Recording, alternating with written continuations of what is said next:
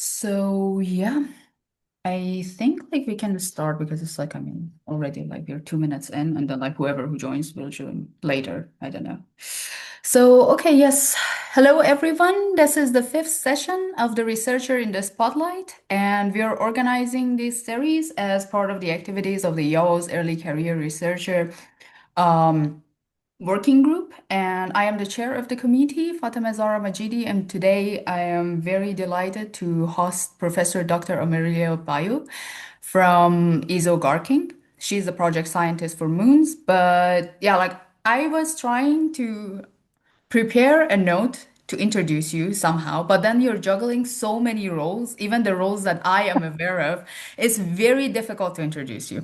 So, would you like to go ahead and start introducing yourself? Because this interview is all about you, so please go ahead.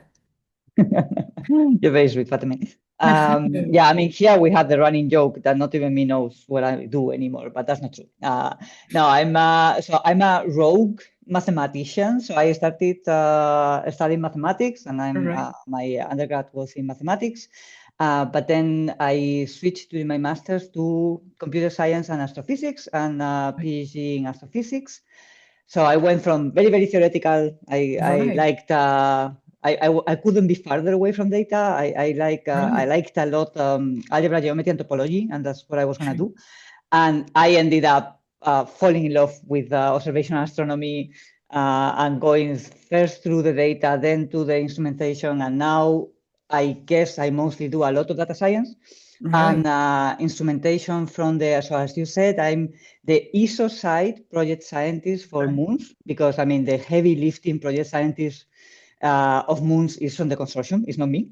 right, But at ISO we have the team that works together with the consortium to right, um, help the consortium put the instrument in the ISO environment, but also help the rest of the community benefit from the instrument also. So right, my part is on the science part, but I'm lucky enough that I work a lot with engineers, so I get to learn a lot more about also the hardware right. part of instrumentation. So Okay, so that's a full journey. Like, let's maybe like have a little bit of pause in here and then like go deeper into this. So, like, you started from mathematics, then you went to computer sciences, and then for your PhD, I assume you entered the realm of astronomy. Like, this is like how it's laid out, or so the when I was doing my PhD in right, many years ago in Spain, we had the masters and the PhD together. So we had a right. four-year program. Oh, okay, right, So the first almost 2 years was the right, masters, and there is where I was doing masters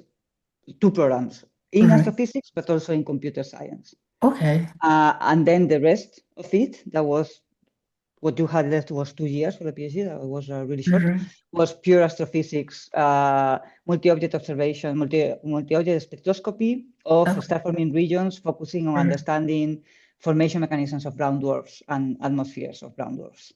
Oh, well, that's very exciting. Okay. So, yeah, right. Okay, so like I think this is like the next question for us. So, let's go like item by item. I think like that's the best way to move forward. So, like how does a normal working day look like for you? How do you start your day? And then like what do you do like in the morning and then like in the afternoon, etc. Like a very normal day, not on a very Okay, special day, but okay. So first of all, there are no normal days, right? Which is great, which I love. But let's say just that all the I'm, chaos of the storm, and then you never let's know. say that I'm not traveling Right. or anything like that. True. So if I'm in Garching for the whole day, normally it starts with my bike because I bike to Right. the True. office from Munich, which I love. Is really so great to be able to yeah take that time to do sports in the morning.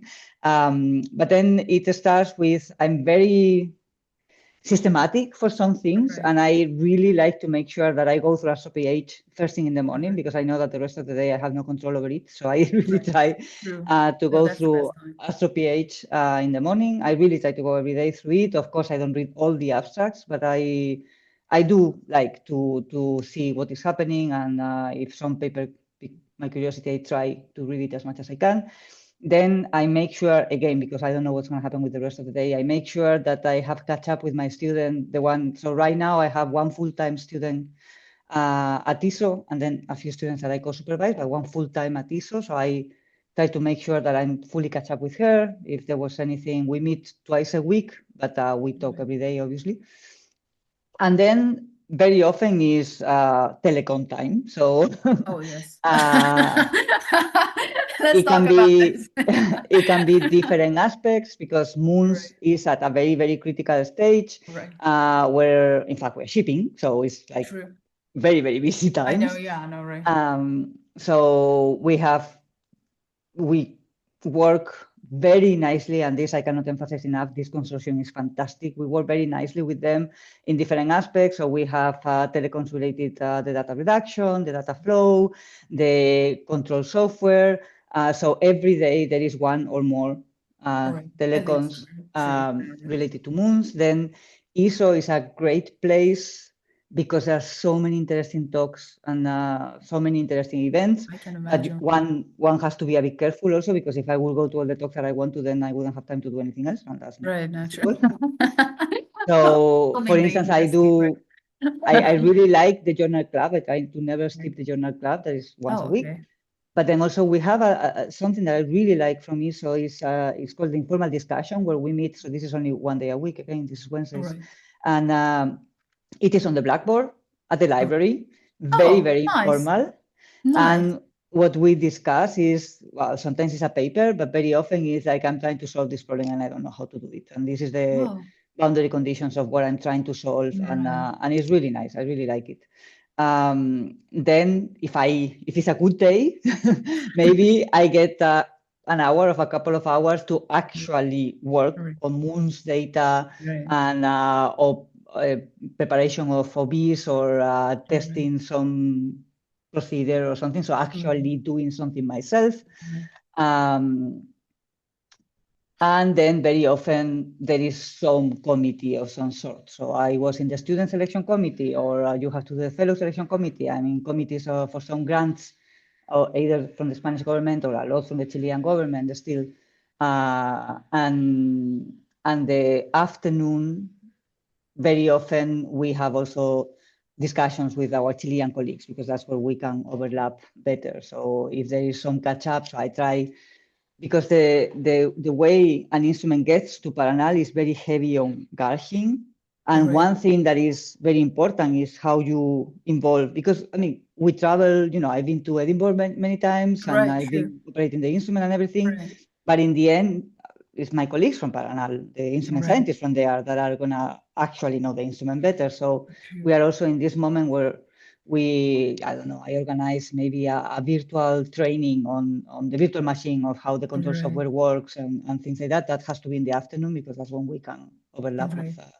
with Chile.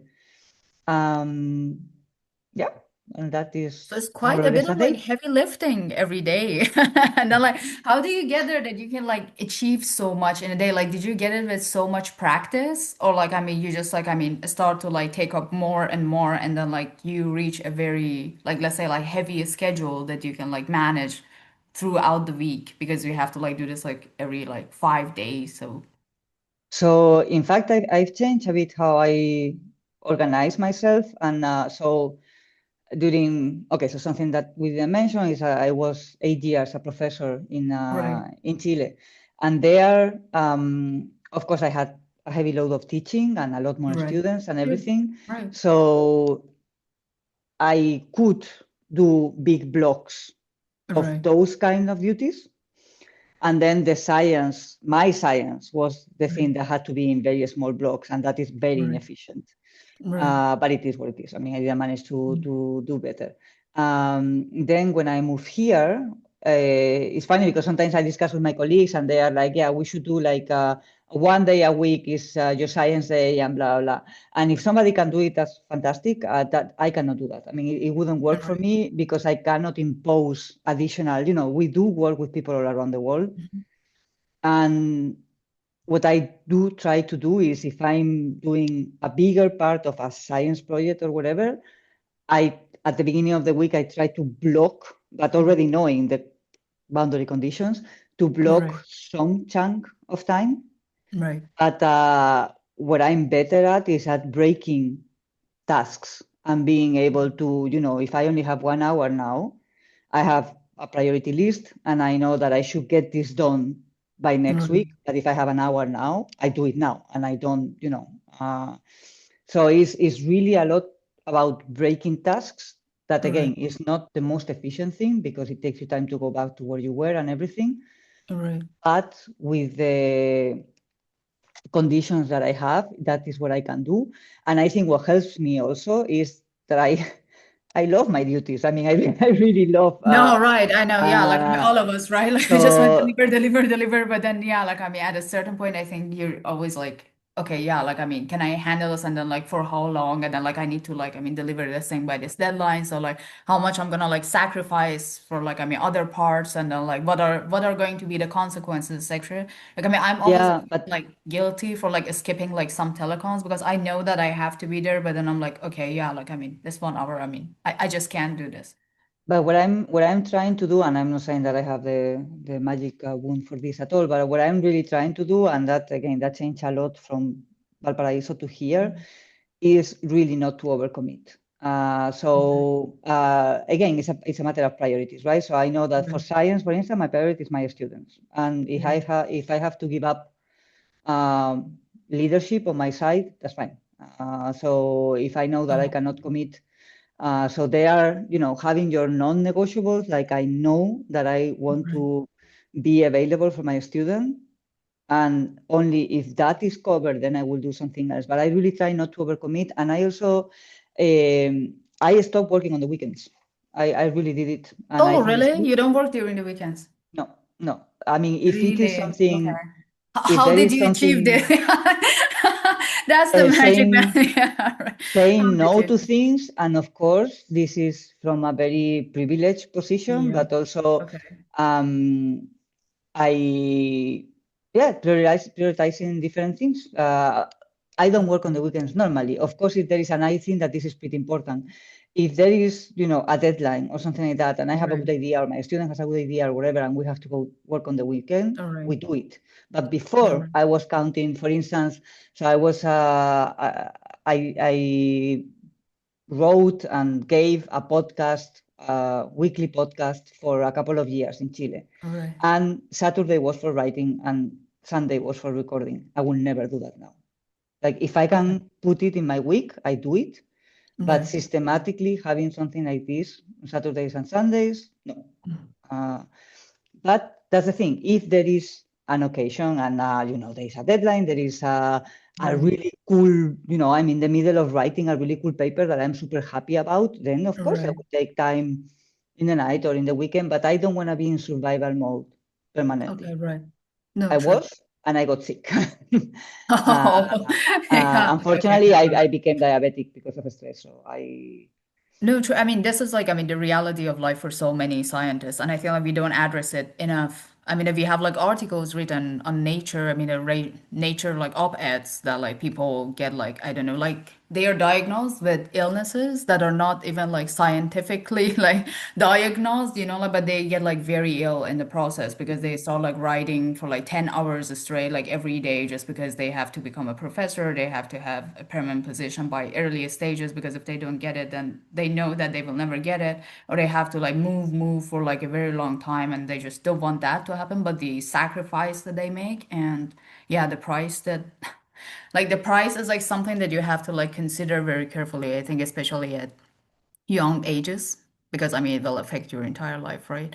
So yeah, yeah, but I this is think a very I difficult do, conversation, I think. I yeah, don't know but how much you want to like open up about this. So I mean, I'm just like, no, no, that's fine. I But mean, I would like I'm leaving to. this to you because this is a very sensitive topic, right? No, no, it's perfectly fine. But I would like to make a difference here, because of course everybody is different, and I'm not saying that what works for me works for everybody else or anything like that. But for me, the key difference is when you are doing things that align with your values and that you are passionate about and you like about Mhm. doing, versus when you are doing things that you are told that that's what you should do, or that is in your head that that's what Right. you should do, but True. that's you are not enjoying that at all. And I think Yeah, that's a true. huge difference. So as I Right. said, I don't regret at all any of the work that I put before Valparaiso, where I was pulling all-nighters for proposals and things like Mhm. that. I had no problem with that. Right. That was fine. And again, that worked for me. What got me, I think, what helped in getting me sick is that I was working very long weeks where probably 99% of the time I was doing things that I was not enjoying doing the slightest. And I think that's very unhealthy. And that can come from um, being in complicated situations that are out of your control, but Right, that can come out also of generating expectations because of outside things that have nothing to do with your values or right. with what kind of scientist you want to do, you want to be. Mm. So I think it's important to make the separation because also when I talk to people about these topics, some people go like, we should aim for a 9 to 5 job. I don't want to have a 9 to 5 job. I want to Yeah, me have neither. a job Yeah, I'm like, no, that sir. I'm very happy doing, that I'm No, very right. passionate doing. No, true. Uh, but I don't want to be unhappy, and I don't want to be with pressures that have nothing to do with my values 99% of my time either, right? No, So, right. I think like because this is like great. I think like we all have like stuff that we're very passionate about and we want to like give ourselves to fully. And I think like this is one of the privileges of astronomy that you go there with all your heart. I don't think like there's like anyone who's like staying for like so many years in this field if their heart's not in it. Because mhm, this is a very demanding type of job. It's not an ordinary mhm, job. It's not a nine yeah, to five, yes. yeah, Especially for women, they have to sacrifice so much. yeah. Family-wise, socially, and yeah, like there are like so many stuff that is like ongoing. You know better. So like we all like make these sacrifices just to like maybe stay in this job, like without any promises, also like future promises. But yeah, I feel like at the end of the day, there is a hiring process that you need to like, tick all the boxes. And then like there are like activities that like people don't like. Like for example, like people who are like very scientifically aligned, like they don't enjoy doing like a lot of like science outreach or like reaching out to public or like doing like DEI activities, etc. But if you're living in a country that has those requirements, then it becomes those like ticking the boxes. You have to be part of a committee, even if you're not enjoying it, or like you have to do public outreach, even if you don't want to do it. Some people like, let's be honest, like they don't even have the talent to do this stuff, but then like they have to get engaged and they're like, it's difficult for them, it's difficult for the audience, but then like at the end of the day, Mhm. like you have to like put together a CV that is matching the requirements. So Yeah, but sometimes, Fatima, I think, sorry that I interrupt you, but no, I no, no, think, go. and I have been guilty of this myself, sometimes those requirements are nowhere in the job description. Sometimes you put them to yourself, and it's just because that Right, is what is considered successful. And that is where the dissonance can start because I do see people working in different places. I don't want to right, give specific examples, but people working in different places where the job description says that you have guaranteed a series of things, but then because now there is this thing going on that everybody has to have an ERC, then they kill themselves to try to get an oh ERC yeah, no, right, when they have the things guaranteed and they no, don't true, need to be doing that. If you want to do that because you have a right, fantastic idea that you want to own it and you want to be a PI and blah blah blah, right, fantastic. But if you are doing it because that is the general vibe, but that is not in your job right. description and it doesn't make you better at your job. No, well, of course not, no, right, I think we do, and again, I was guilty of this myself. We do put constraints on our careers that are nowhere in our job description, and that in fact we are making our life harder by not analyzing what makes me good at my job, right, what makes me good at the next job that I want to have, right. and focus on that. Of So course, do you think it again, is more rewarding? Yeah, this is from a very privileged position, but I left my job in Valparaiso again because I was really not satisfied. On paper, I was super successful, but I was not satisfied at all. right, And I came to the job that I have now. right, That was a job that was not guaranteed. In fact, it was guaranteed that it was not going to continue right, because it got me super excited and privileged that I could leave a permanent position for a totally temporal job. And in the end, it worked out fine. And hopefully, I will stay here longer. But on the other hand, also, I think it's a very good exercise to make. Like, do I want, if you have the choice, do I want to continue going this path because this is permanent and because this is what success should look like? or do I want to pursue my success, my definition of success? And if you can do it, I think it's a good exercise to do. And This is very motivational. I mean, no, I think like this is a precious point, especially for young people, because I think we usually lose sight because we have to navigate many jobs and then like we are always like getting inside like different competitions and then like you should always have your eye on like okay, yeah, like if I want to like go to this country, then I mean these are the requirements. If I want to go there, then these are the requirements. Then like I mean stuff and then like mm, you have to like maintain a balance because you don't know like where you're ending up. But then if you don't have something that you're like, oh yeah, like I mean, if I had done this like one more thing, like I mean, maybe like I could just like basically cut the threshold and then like surpass that. But okay, so there are like two points that you raised that I really want to like go deeply in. So like, I mean, from your perspective, you think it's better to prioritize long-term goals? So like rather than like the short-term goals, or you think it's the other way around? You think like in short term, if you're like successful, if you're like happy with what you're doing for the next 5 years, that is a better path to move forward? Or is it like better to just aim for longer periods? Like for example, if you can become a permanent like let's say a staff in I don't know whatever country, then you go for that, and then like you start negotiating for your next permanent position. Like how do you think? I mean, for you, like how did it work? Like as a person, yeah, because I mean, person to person is also like very different because people navigate in very different environments. exactly. That's what I was going to say, that it really depends on the conditions of the person, and the conditions of the person vary with time also, right? Right, So for me, this idea of so when I moved to Chile, for me it was forever. Like I did have a long-term plan there, and that's what I right, wanted to do. And I that's how my brain works. Also, not I'm not strategic. I don't. My brain doesn't work like that. I don't know how to. If what I want to do is so my very naive idea was I want to go back to Chile. I want to go because I was an ISO fellow, but that is like a very right, different true, world.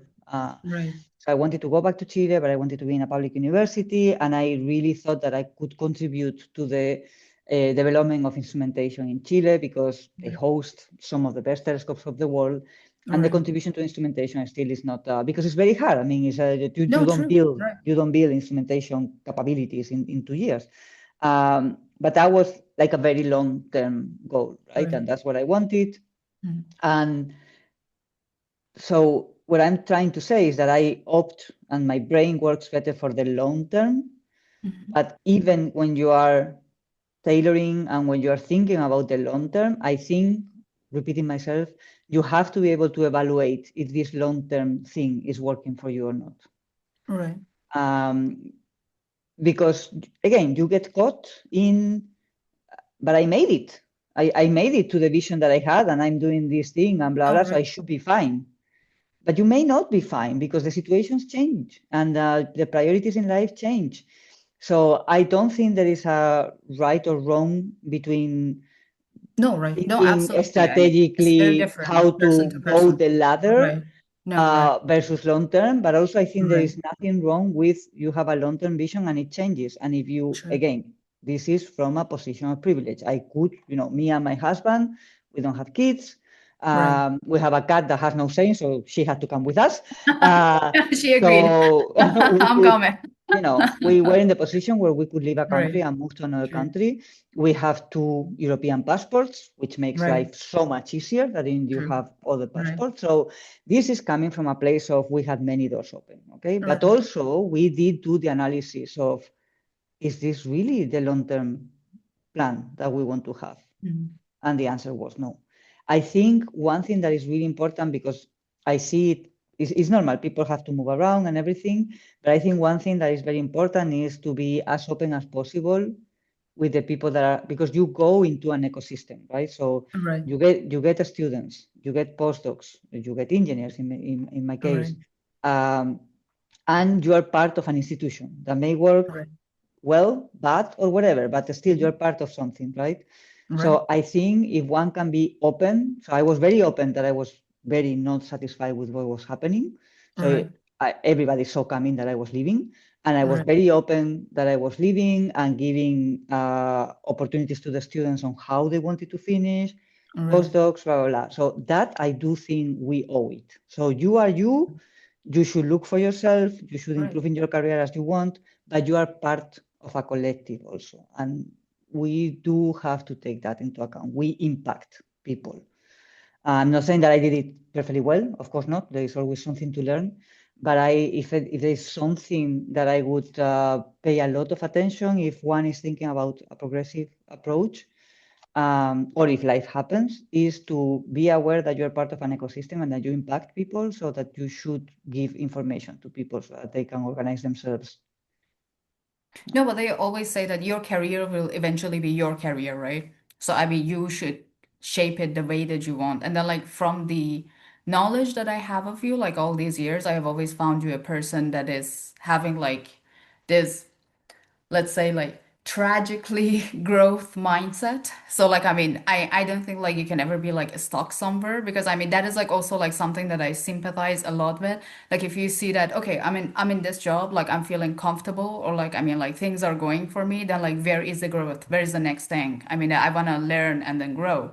So I think that is something that might be like following us in like very different stages of our career. That I, for example, like I always like after like I mean learning something, I always want to go back to this stage where I'm learning again, because I'm like, Mm, okay, yeah, like I want to like put back myself in a position that I'm like learning again. Because I mean, yeah. firstly, I think like it humbles you. Second, it just adds so much to your skills. I mean, that if you just Yeah. know one thing, you're doing like one thing, and then like you became like, I don't know, the master of that thing, then you're losing out on like so many other things. And then astronomy is one of the most fascinating fields that you can be active in. So you Mhm. don't want to lose I any opportunities. yeah. So I So don't I know. think a couple of thoughts on that. On the one hand, I think that's why I love project scientists so much, right? Because you Right. have I know it's no, a but joke it's for that true. type of mindset. Yeah, you're right. You have the You can long grow in many ways. term, Yeah. the instruments do take Right. time. So you have a Right. long term part, but also the instruments do get to the telescope and then Right. is somebody else's baby. Right. And you get to have a new baby. So so that I really like. Right. Regarding being a generalist versus a focus researcher, for Right. instance. So when I was doing my PhD, the idea in Spain was that a successful researcher is the one that works on one topic and masters that topic and is the reference Right. person of that topic, Right. right?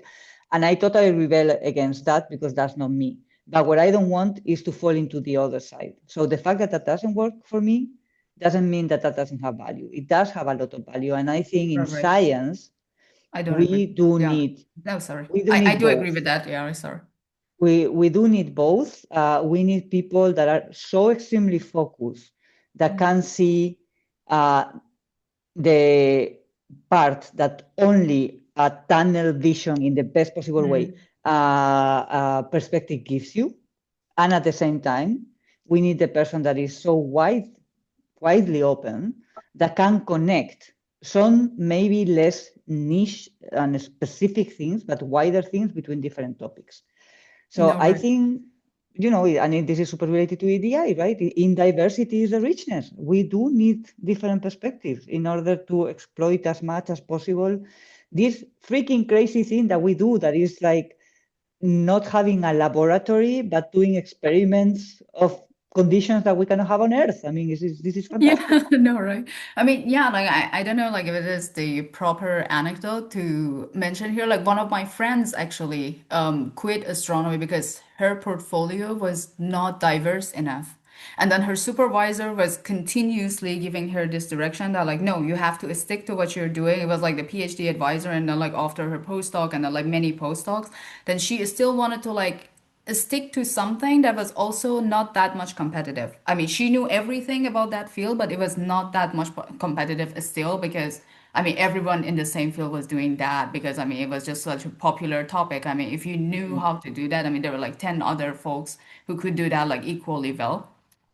So, do you encourage young scientists to actually go for a diverse portfolio? Like at least like have something that stands out with respect to the rest, something like that. So what I do with my students, and I do not always success, and also with the people that I mentor, is I really try to prove first how they are, where they can succeed. Because that's the thing. Some people are extremely good at following one path. Right. In fact, if you were to try to open, I did have that with one student. Mhm. There were other issues there, and in fact, this student they they stopped, and I was very supportive of them stopping because they needed a path and a proven path, and that is not research, right? So True. one thing is being focused, one thing is being non-flexible, and you can be Right. focused, but you have to be flexible because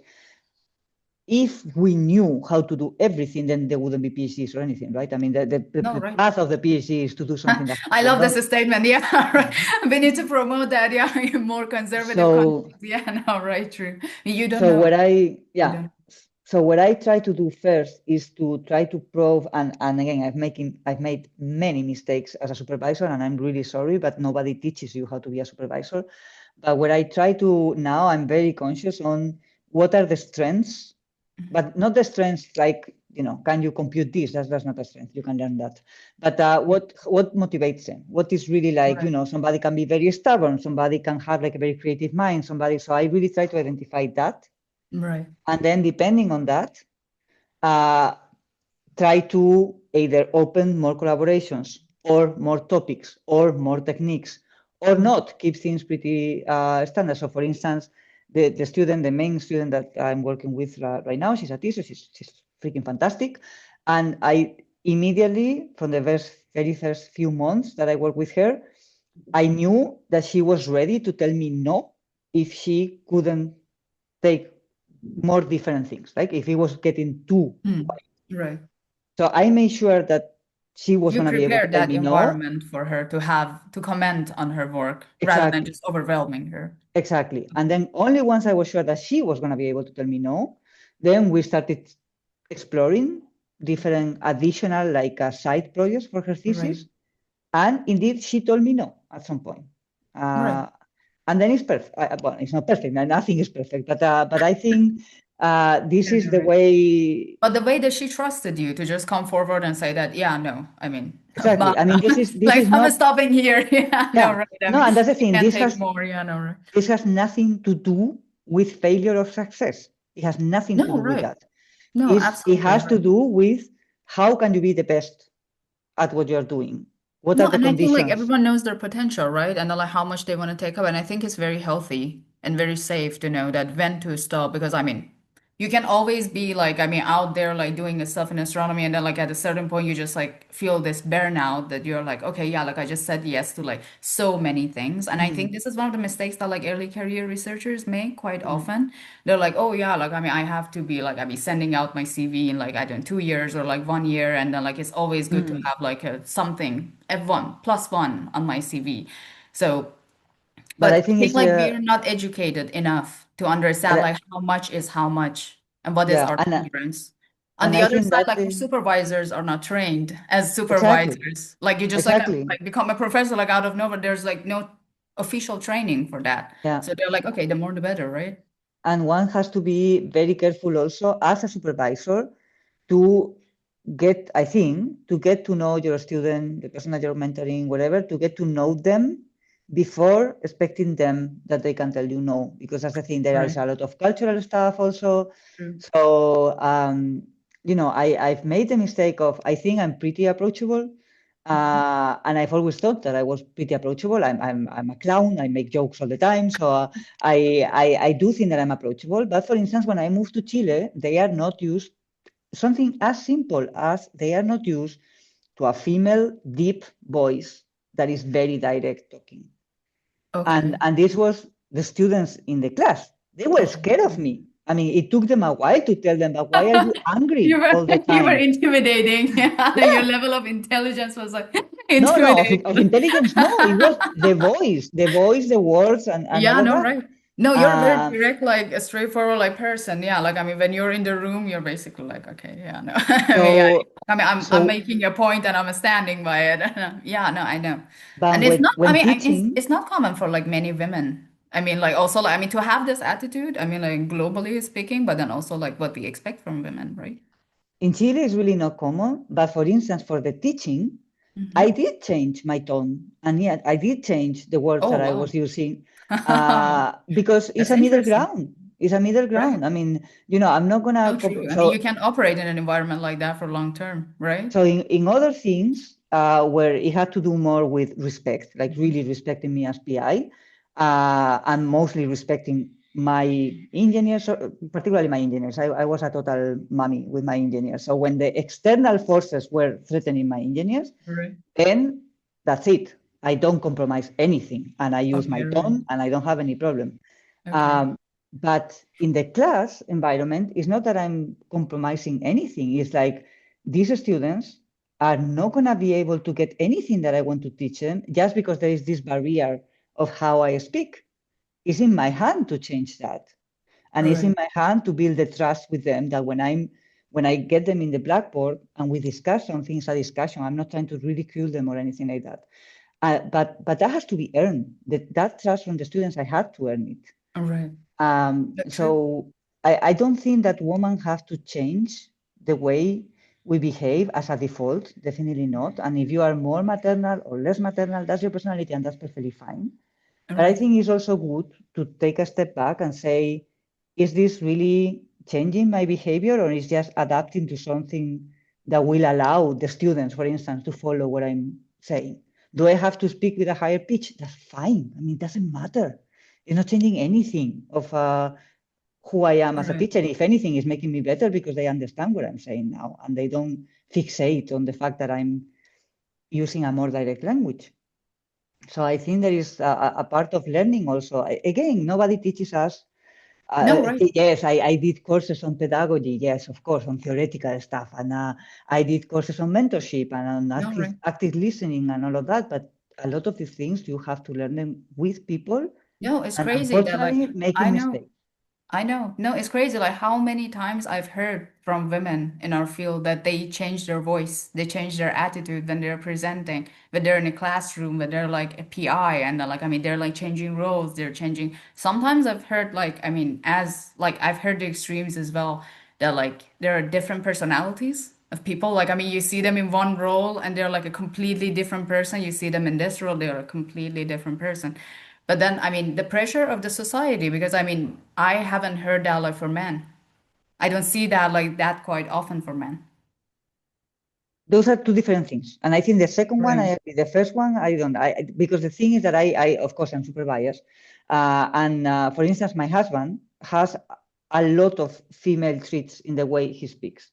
He's very soft.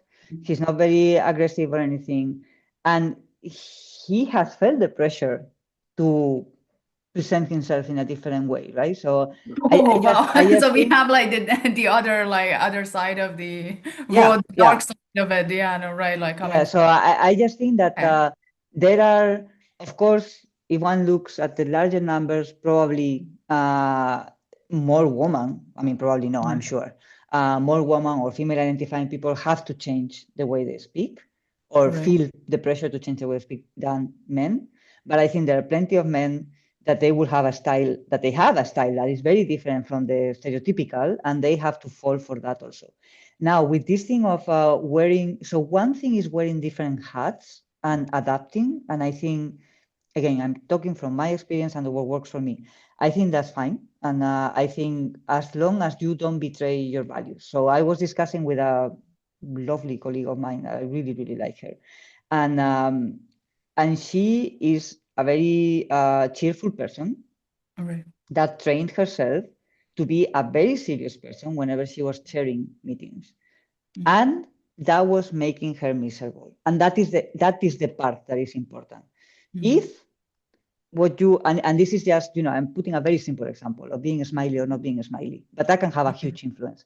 No, But right. if doing that is so against how you are that Mhm. makes you feel miserable, we have to work on that. Well, that shouldn't happen. You shouldn't have to change your voice, your demeanor, in that sense, because being smiley or not being smiley has nothing to do with the content of what you're saying, right? Right. And we are all in a multicultural environment where we should allow for differences and we should welcome differences. I think that is a bit different than in a class where you are the foreigner. That's also very important. I was the foreigner, right? And I was being Right. immersed in a culture. True. Changing, going a bit more around, changing my pitch, blah, blah, blah. That is not betraying any of my values. That's not No, making me feel true. bad. If you're So comfortable with that, right? exactly. So there are accommodations, and this is a nice thing also when we talk about inclusion and everything, reasonable accommodations, particularly with physical disabilities. That's a concept that we use a lot. Right. Is this a reasonable accommodation that we should do, or is this interfering with my liberty? And that is a very different thing, Right. right? So True. No, I mean, fair. Yeah, no, right. But I wish as women, like we could get more training on all of this stuff. That like what is like sacrificing your authenticity and then like what is like changing your character, where you have to compromise. What is compromise? I mean, where yeah, you have to like consider one thing and then just be firm with other thing and then just say no.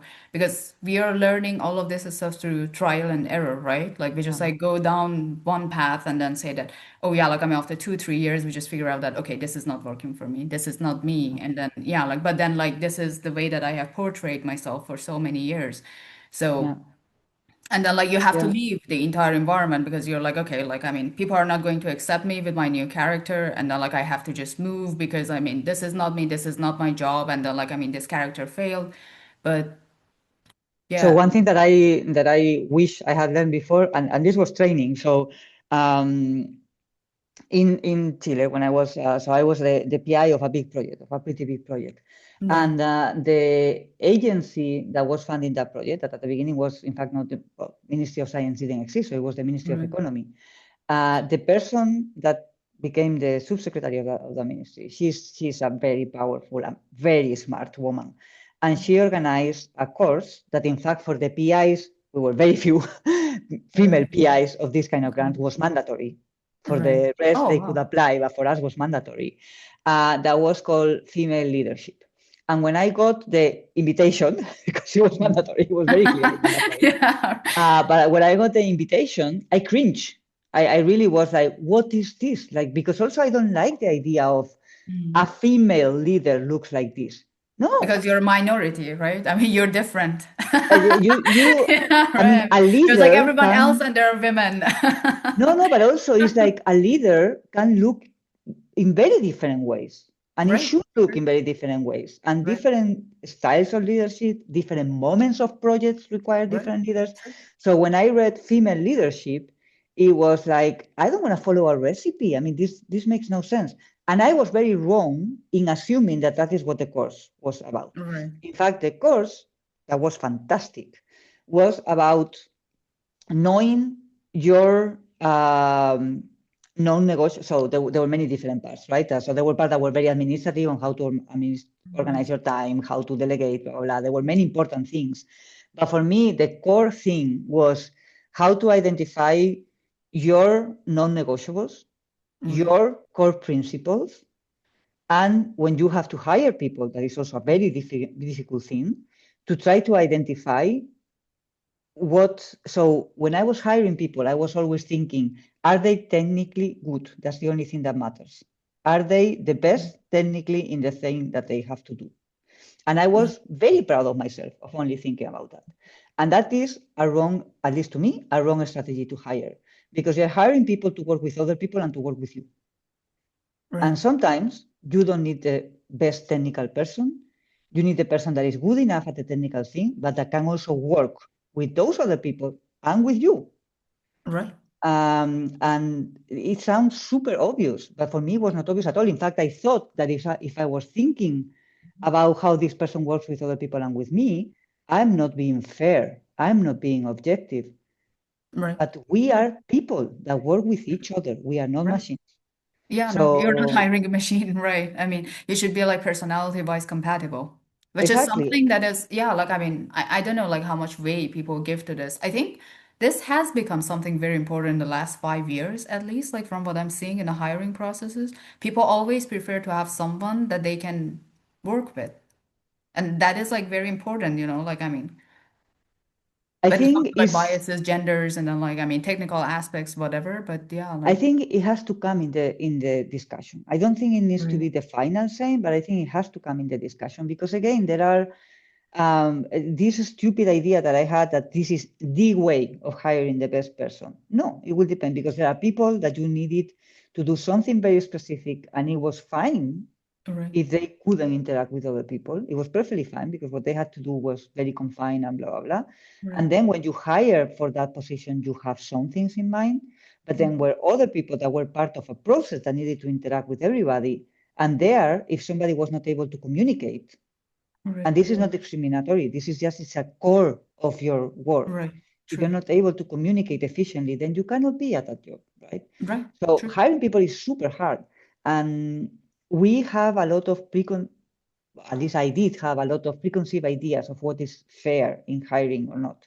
And that course was really good to make me understand that also my limitations for some things, limitations or whatever, I have non-negotiables. There are a set of values that I think in a work environment have to be there.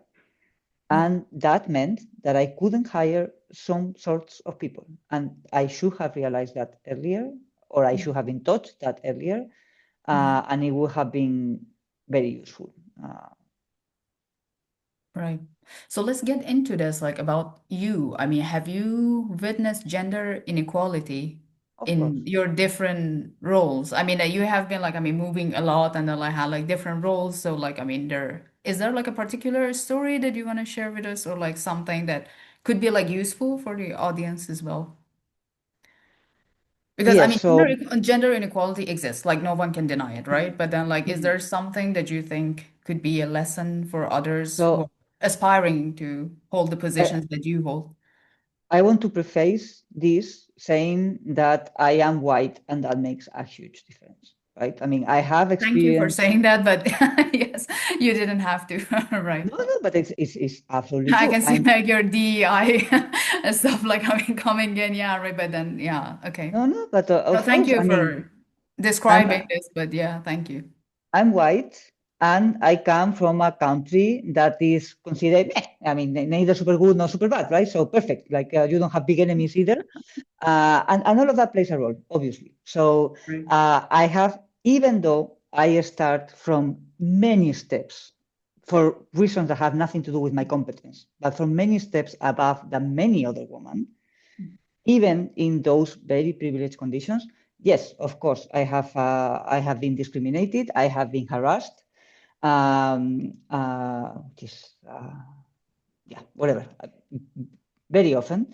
But one thing that I can share maybe, and one maybe piece of advice is to look for mentors and look for allies, and don't assume that your mentors and your allies are gonna know when to intervene. Mhm. What I'm trying to say is, so I've been in meetings where my role as PI was extremely questioned, but to a point of a very disrespectful way, Mhm. and to a way of, I'm not going to consider your opinion, even though we're talking about your project, and the person that was not going to consider my opinion was not part of the project. Right. Uh, and even like, I'm not going to continue talking to you. So I'm going to talk to your deputy PI from now on. Mhm. And my deputy I was very angry at this person, but the answer of my deputy PI was like, oh, okay. So I was totally Okay. dismissed That's it. Okay, fine. Yeah. Very by my from the deputy PI. communication point of So view. of Yeah. course, first reaction, I get Right. extremely angry. But then second reaction was, this person Mhm. cannot even realize. So for this person, this is solving a problem. We need to Right. continue talking to this person, to this other person. Clearly, Amelia is not reaching. I will reach. This person, that was a guy, obviously a white guy, has no idea of how loaded that is I know. I know. and how extremely disrespectful that is to me. That person has no idea. No, right. So I'm not going to say that that relationship was ever saved because it was not. But it did teach me not to assume that your allies or the people that you're working with have an idea, because also again, I'm a strong person that says Right. things. So True. it's also easy for people to assume that if I'm not saying anything, is that I'm fine with it. Right. No, Not that absolutely. I'm deeply, True. deeply angry and I cannot even speak because that is not going to be productive, right? No, right. So after that, what I try to do is to make sure that the people that I work with, and particularly the male people that I work with, Mhm. know that I have limits and know that at some points you do need help Right. and True. know how to identify when, okay, this is crossing a line. Right. So yeah, I don't know if that's useful enough, but I'm not apologizing this person at all. I mean, Oh they should no. have I mean, known better. no, definitely But not. Right. what can I But do? Can I change the world? right. No, but I can No, at true. least make sure that the particularly male colleagues that I have around me Mm. realize that there are limits and that sometimes even though they think they're solving something, what they're stepping onto the Right. On your woman boundaries. or Right. the room or any other person that has a less outspoken personality Right. or any No, but this other is a story that I've behavior. heard like from so many women in high positions, especially that like, I mean, their opinions are just completely disregarded and they have been pushed to a corner. And they're like, I mean, there are not also like many of us out there, so we don't have like a big alliance, let's say. I mean, this is a field that is like 80 to 90% male, right? And then like, I mean, a specific type of male also. Mhm. But yeah, right. I mean, the thing is that I think something that could be fruitful maybe for the future is to just have type of like a master class or like, I mean, set of guidelines like coming from women who were in this situations before to just offer some tips because that's a very difficult position to be in and it can have a huge mental toll on you. Like especially when you're like, I mean, in a management position and all of a sudden you just like wake up and you're like, hey, like, I mean, I don't know, like where did my role go? And then like, why am I not like giving the feedback? Because like this is my job, so I have to like handle this job, but then like at the same time, like I'm disregarded at the same time. So like how am I supposed to navigate this for certain years? And I think it really, like at that point, like I think it just really comes down to your character and personality that if you're strong enough, I think you can handle it. And then like you have like enough people to reach out to and then like get vulnerable with, and then like you can receive advice, etc. But if you're not that type of person and then you're in the middle of this mess, I think it can have huge consequences for the future of your career, where you go, and then like how much you lose respect for yourself because it's like putting you in a very difficult situation, right? Like if you don't have a good knowledge about yourself, your capabilities, then it can really ruin your confidence for so many years. But I think that is why mentorship and mentorship also means and allying also means having people that are gonna, and this is very hard, but that are gonna be able to tell you when you're wrong also, and that is really important. Right. And True. for instance, on that, I cannot be luckier because my husband is like that. I mean, he's very, very supportive, but if I'm doing something and I'm wrong on something, he's gonna very lovingly, but he's gonna tell me. And I have a few friends that are the same. And for instance, I have one of my working colleagues here at ISO. He's a male, and he's like that also. And again, like I was, because all these things, as you said, they even if you're strong and whatever strong means, because also it can look Right. very different for different people. True. These things create, like I like to say, antibodies on you, right? And then you Right. can overreact also. Right. And True. for instance, this colleague that I'm telling you from ISO, I was spiraling a bit because there was some specific wording used in some meeting that triggered things to me. Right. And my colleague, he told me, you're overreacting. He did it only with me in a very constructive way, but that I appreciate that as much as, a shoulder to cry when I have to cry. Right. Both No, things right. are super important because also you don't want to end up, and particularly as a woman, as Right. outspoken woman, you don't want to end up as a queen bee, as a queen, how is it? Queen bee. Sorry, Yeah. Right. as a queen bee, right? No, right. So True. one has to pay attention that we need to learn from the things that are happening, and if at some point you cannot learn anymore and you're just becoming bitter, Right. then we have to change something. True. But if you can learn and not become bitter, uh, we're very lucky also to be in that position, right? That you are exposed to No, so right. many different. You learn so many things, right? Yeah, it's not only about the technical stuff. It's not No, only right. about the physical stuff. No, right. Because I mean, like when you're wounded, then like I mean, when the wound is like closing a little bit, you start like seeing plenty of things, and you're like, okay, if I'm again in that position, or if I find someone who is in the same position, then I at least can be a helping hand. I can Exactly. extend a hand and then say that, oh yeah, like I mean, this is like how it works, and then yes, like I mean, don't overreact. I mean, like maybe be silent for a while and then like reflect and then like let's see like where the flow is going, etc.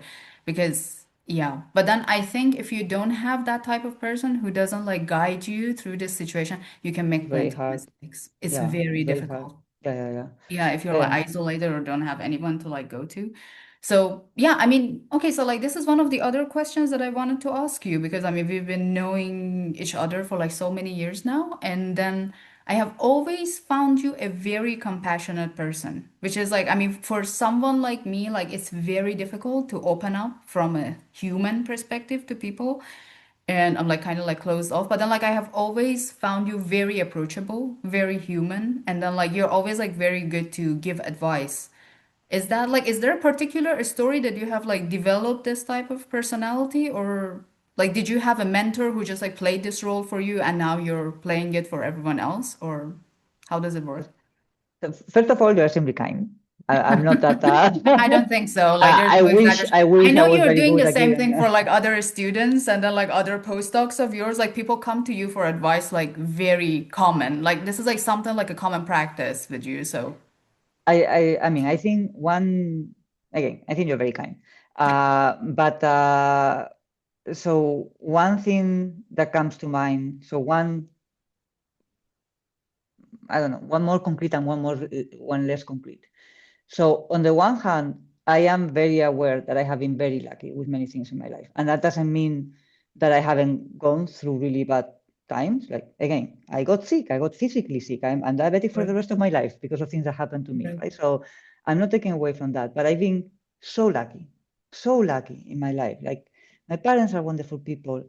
The school where I went to was fantastic, and in fact, there was no like the elite where the girls playing basketball and I was playing basketball. I've always been until I got sick. I've always been very healthy, a Right. strong body. True. So I've been so lucky with so many things that I didn't do anything to deserve any of that. That if I can help in any way to anybody, I should. Because that's the thing, I have so much that I should, that there is no reason why I should have any of this. So I think that is like an abstract thing, but that is in the back of my mind all the time. But then maybe a more concrete, because of course role models they play a huge role.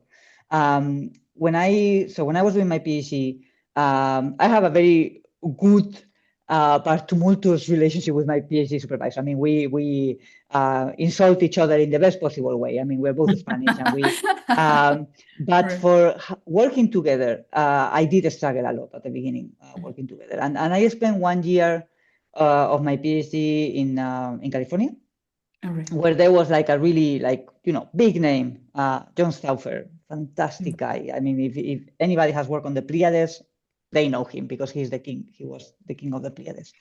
And when I arrived to, and this was Caltech. I mean, All right. I don't. It does matter because you get with expectations. Okay, Right. so this is not merit on me. This is just that to set the stage on how I arrived Mhm. there. So I arrived there, really big place, really big name. And I was like, well, I mean, I guess I will see John once or twice in the year or something like that. So he took me to lunch the first day and he was like, okay, so my plan was to meet with you once a week. Then we have the group meeting, but then you can come here, blah, blah, blah. And I was like, every week? Like, really? You're going to have Really? time for me every week? Every week. All right. And yeah, not only he did, but he was ready to also celebrate anything that I was doing. And he got also interest in, I was doing all kinds of dance and things. And he was like, every week before we start talking about science, he would go like, okay, what crazy course did you do this week also? Um, Right, so, so it was like, okay, so this is a huge guy. I'm a freaking, PhD student that is switching from mathematics that knows nothing. And he right, spends time with me, and not because he has to, like he enjoys right. spending, well, kind of enjoys, I don't know if he enjoyed, but he was fine And then spending time with continuously pretending to enjoy. with me. so so that was like, okay, this is something that I should learn. Like this is, Okay, investing right, in right. students Okay. is a very good value. But then also I realized I don't want to go back to Madrid to how I was doing my PhD before. And there it was another really important thing because I confronted my PhD supervisor and I told him I don't want to go back. Mhm. And that is a really hard thing to swallow as a supervisor. Somebody Right. telling you this supervising style works much better. You were doing things wrong, I because I know. was also very, very I know. outspoken, too much, very arrogant in a way. And the way my supervisor took it was also fantastic because it was like, okay, there are things that we can change. There are things that are not going to change. And I told you since the beginning that it was not going to change. There's boundary conditions to your grant. So there are specific things that you have to do, but let's try to get you to come here again. Right. And that, it took me a few days to sink in, but it was like, the normal thing for any supervisor would have been to send me to help because indeed I had like, this much knowledge, this much arrogance. And no, it's true. But But you saw both your of them, capabilities. I think that's beautiful, like even like when you were young, you saw who you are, who you actually are. I but think. both of them being very different people were Oh, yeah. extremely empathetic with me, right? So Right. those were two fantastic examples on you can be, you can have very different personalities and Right. still be very empathetic. And you can have an impact, a huge impact, if you are empathetic. So yeah, I think those two, and I've been very lucky to have more uh, people to look up to. But I think those two that were also in a matter of 1 month, right? And Right. and Right. very, very different. I was putting them in very different situations, and both of them showed me a lot of empathy and a lot of compassion. That's a very beautiful lesson to learn in a situation like that, I think. Yeah, like I mean, but then yeah, like I want to emphasize that I mean, socially speaking, they say privilege, the definition of the privilege is that when you don't accept something as a privilege, then that means that you're privileged, something like that. But then, like, I think, like, because you have this capability of critical thinking, then you have, like, realized that you're privileged.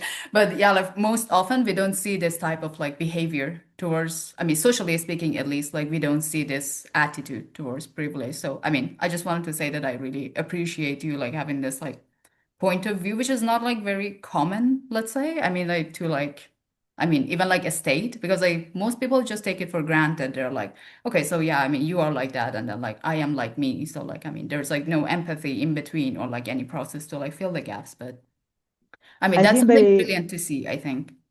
I think very often, and I'm not trying to be naive here, but I think very often, and particularly females, a lot of the pushback and maybe perceived lack of empathy or something like that comes from, again, from deep wounds, right? I mean, Right. um, I, I'm working hardly not to overreact, not to go to a place of I have to defend myself, Mhm. and that is not.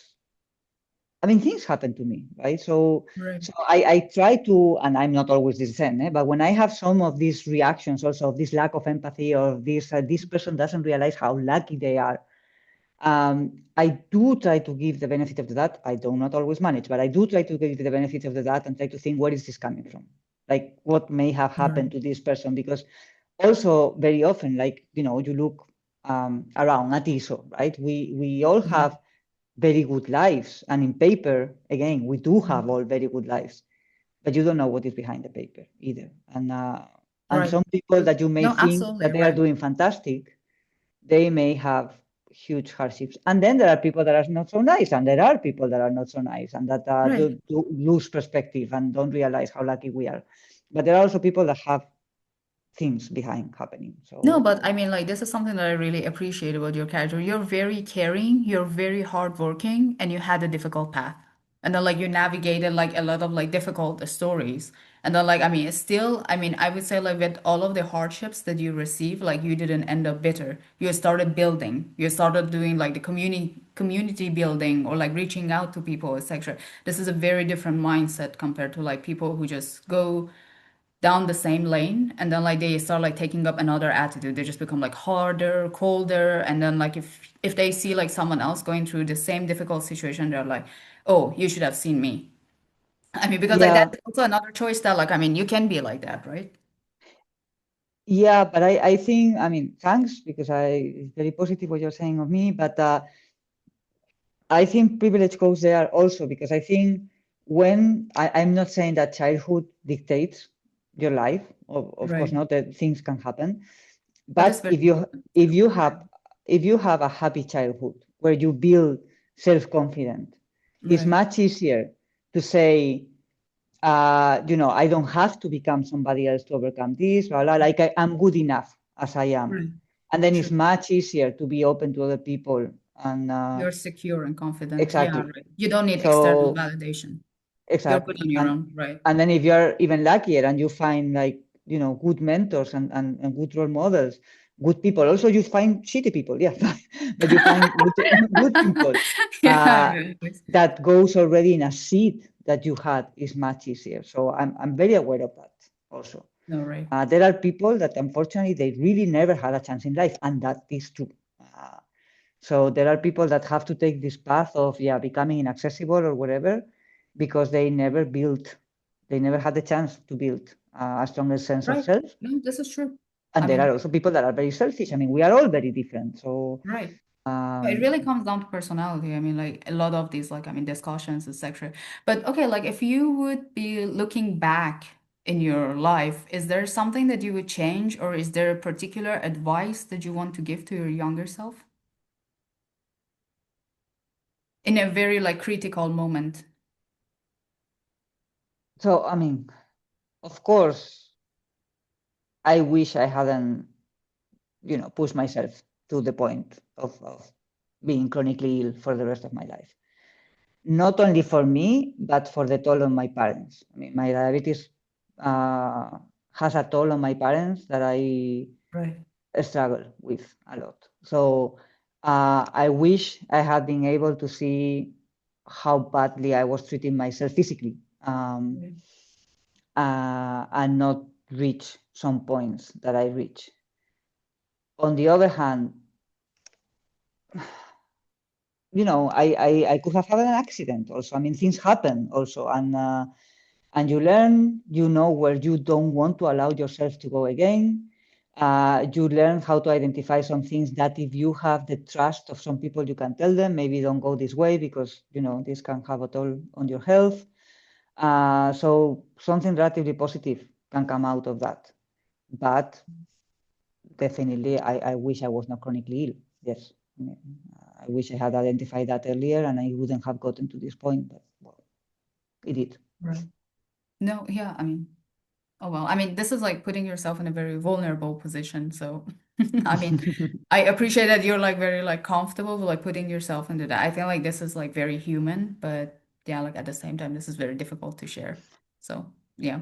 I if it mean, helps for like, I mean, yeah, anybody, like, if I it mean, helps anybody to identify something, and also if it helps, that's another thing. I again going to the AI topics is so wide that chronic diseases is also something. And I mean, I myself, I had no idea what being diabetic implies for all right, aspects of life. I had absolutely no idea. And I right, was even very arrogant, thinking, well, you put insulin and that's it. No, that's not it. It's a lot more than that.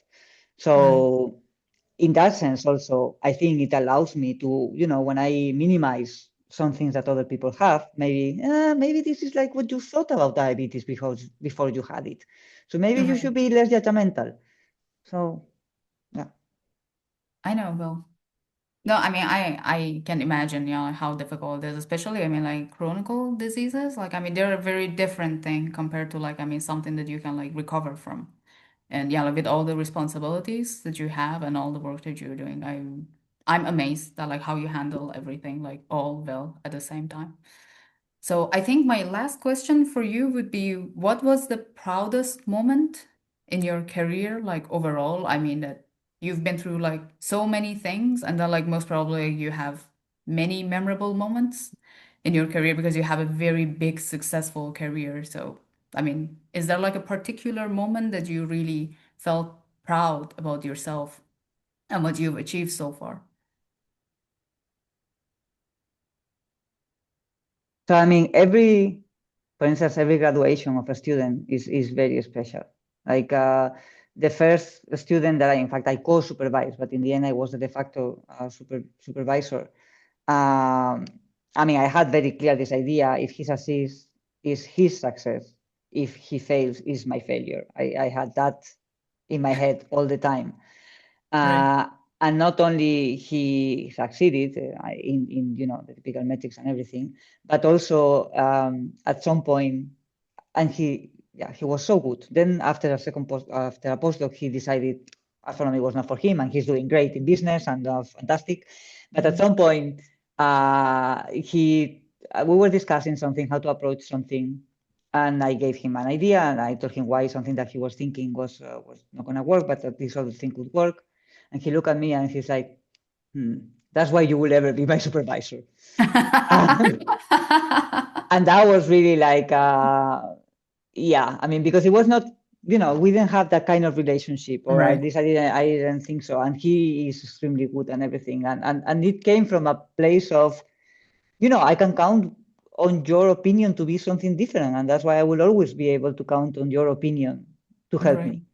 Oh, well. Um, so yeah, I think, yeah. I mean, then of course, all this material that in the end we didn't talk about it, but all this material that we did, a Yeah. full kit for I'm visually sorry. Yeah. impaired. Like, I mean, Oh we no, just that's like touched fine. on like so many topics. Yeah. Like, I mean, we went like over the hour and then like everything. No, I mean, no, it's just because I can talk to you for like, I mean, hours and hours. Yeah. Like, I mean, there's like so many things to discuss, but then, yeah, thank you. This was amazing. I mean, and no, I no, but think, that's I mean, that's you totally touched fine. upon like so many important stuff that like we never like, I mean, touched in any other interview for like very different reasons. But again, like, I think it comes down to the person that you are. You're usually like very open. So, yeah. And we can have like something Thank you. special from time to time. But yeah, right. Okay. So do you want to like show us like what you had? Like, I mean, because I think like, I mean, like this is for the closing of the event is like nice. I mean, if you have the time, because I'm also like very time conscious. Yeah, so yeah, I can just show super quickly, because that is I'm very proud of this. So we put together, I'm not gonna go through the whole story, but we put together a team to design, and that included the blind community, that included differential educators. So it was really a very diverse team to design material. We identified that there was a lack of material with focus on visual impairment, but not only uh, to explain some concepts in schools. So the teachers didn't have the sometimes the knowledge, sometimes the material, sometimes the empowerment to teach some concepts that we could put together in the process of planet formation. And that Right. was good because this was coming from a grant that was given to study planet formation. Mm. So we put together this team, I put together this team where we design this material. And I mean, this is just a tiny version of it because in fact, the material to be useful is bigger. Right. And this is a planet forming disk Right. where you can experience time and Wow. witness, touch, Right. basically, how planets form. So basically, you start. So it's 3D printed. All the files Oh, and wow. all the explanations and everything are available they are totally open, and there is translations to English. So it came, of course, we started with Spanish, but English, German, French, Chinese. Wow. So it starts with a disk that is like all the scale heights and things like that. They are correct to two different scales. And the person can realize that the disk has different scales, that is also very smooth, blah, blah, blah. So now you let the time pass. So a few million years pass. So I am just separating the first part. Oh, And basically, we have an inner disk and we have a right. gap where Right. normally there is a planet that you can barely Right. feel. And also these things rotate, so you can understand why a cavity is being open. And then the time keep on passing, and once you have more than 10 million years, you have basically a solar system where you have the terrestrial Jesus. planets, the asteroid belt, Oh the my giant God. planets, and the Kuiper belt. And this I explain it super quick, of course, but there is a whole book that you can follow, that you can go deeper in concepts like ice lines, comets, Right. sublimation. So gravity was one of the problems, one of the concepts that was very hard for teachers to explain. So we put all these concepts in the process of planet formation. And the book was also in Braille. So we created these kits that we send to some Right. associations and to some schools, and then we put all the material. The material is available online, so that anybody can use This it. is fantastic. I mean, So I'm so impressed. that Like that the was amount of thought and time that went into this. Yeah. yeah, and the Amazing. Yeah. book. So the book is available, yeah, in different languages. The mapping, the font sizes, the high contrast, so all of that is with universal design. There is a part, in fact, that is on different how to communicate effectively with people with different kinds of disabilities, also to help more natural interactions. Um, and all the pages, something that was really cute, because of course, so this project, this project that I had, that I was the PI, that is MPF, the Millennium Nucleus for Planet Formation. We were around 45 people, so not everybody was into outreach, but quite a number of people were. But Yeah. what we managed is that almost all of them read at least one page. So every page of the manual Oh, has a wow. QR code where there Oh. is not only the text is read by a person, but the images are properly, or at least to the best of our abilities, described, audio described. So people that are listening, and there is a sequence of videos also on our YouTube channel, people that are listening will also be faced with different accents, voices from women, voices from men. So that was also important, that there was diversity in that part. Right. So yeah, that's a proud moment also, and that was a fantastic group effort. There were quite some people, and it was really great. I can imagine. It's like setting precedent for like, I mean, so many like other activities that's like moving forward and like how carefully you have tailored this for like different audiences and stuff. So yeah. I mean, amazing. Yeah, right. I mean, this was like very long, but then like I enjoyed it thoroughly. And yeah, I mean, thank you so much for being with us today. Thank you Great. very much for Yeah. organizing, and thank you for taking No, care, really. for all the This activities that was you do. great. Yeah, like I mean, I enjoyed it. I mean, I learned so much. Although like I've been knowing you for so many years. So yeah, thank you so much for being here. Yeah. Thank Thank you. you. Ciao. See you. Ciao, ciao. Bye. See you.